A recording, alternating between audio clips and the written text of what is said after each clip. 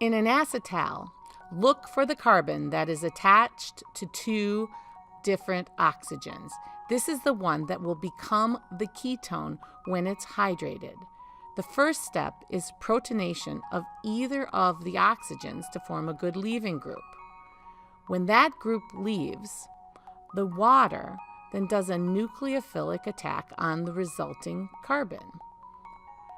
The other water molecule transfers the proton to the other ether group to form yet another good leaving group.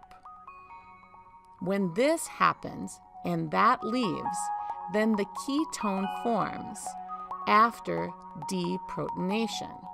Now, what you need to do is undo this process and form the acetal again.